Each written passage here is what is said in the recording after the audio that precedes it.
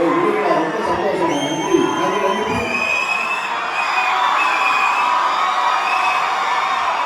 அனைவருக்கும் இறைவன் புறத்திலிருந்து சாந்தியின் சமாதானம் உண்டாகிறது. ஒரு அருமையான நிகழ்ச்சி.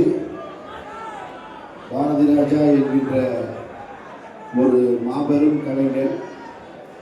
அந்த ஒரு வாசகம் இருந்தது மேலே பாரதி ராஜாவுடைய படங்களை பற்றி சொல்லும்போது, தமிழ் பேசிய சினிமாவை தமிழ் சினிமாவாக மாற்றியது அப்படின்னு.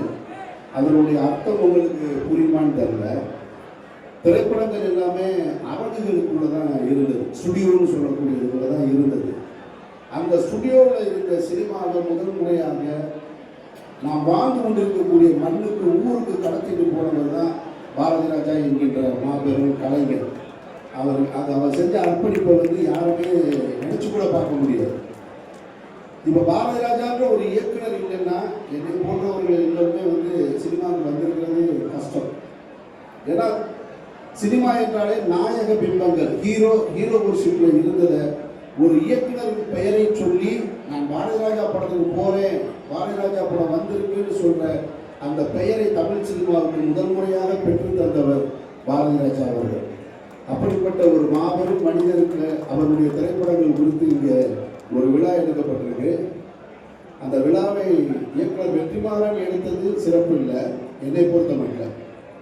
எனக்கு ஒரு கருத்து எப்பொழுதுமே, பணம் வச்சிருக்கவெல்லாம் பணக்காரன் கிடையாது. அந்த பணத்தை பிறருக்கு பயன் தரக்கூடிய வகையில் செலவு செய்கிறவங்க தான் உண்மையான பணக்காரன் நான் அடிக்கடி சொல்லுவது.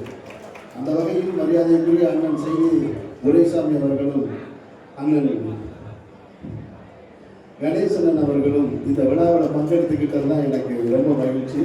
அவருடைய தந்தையாருடைய நடிப்பை பார்த்து எம்ஜிஆர் அவருடைய திரைப்படங்களில் ரொம்ப பாசிட்டிவாக நகைச்சுவை நடிகர் அப்படின்றதெல்லாம் தாண்டி ரொம்ப பாசிட்டிவாக ரொம்ப எனர்ஜியாக இருக்கும் எப்பொழுதுமே. அவருடைய மகனாக இருந்து இவ்வளோ பெரிய ஒரு கல்வி நிறுவனங்களை உருவாக்கி அதோடு சேர்ந்து தன்னையும் ஒரு திரைப்படத்தில் இணைச்சிக்கிட்டு இருக்கக்கூடிய அந்த மனிதர்கள் நிறைந்திருக்கக்கூடிய இந்த விழாவை நானும் பங்கேற்பதில் மிக மகிழ்ச்சி அடைகிறேன். பாரதிராஜாவுடைய படங்களை நீங்கள் புரிஞ்சுக்கணும் அப்படின்னு சொன்னால், இப்போ ஒரு திரைப்படத்தை ஏன் ஒரு எஜுகேஷன் இன்ஸ்டிடியூஷனுக்குள்ளே போடணும் அப்படின்னு சொன்னால், அவருடையது வெறும் படங்கள் மட்டுமல்ல, அதில் பாடமும் இருக்குது. அதில் நீங்கள் பார்க்க போகிற முதல் திரைப்படம் தான் கடலோர கவிதைகள்.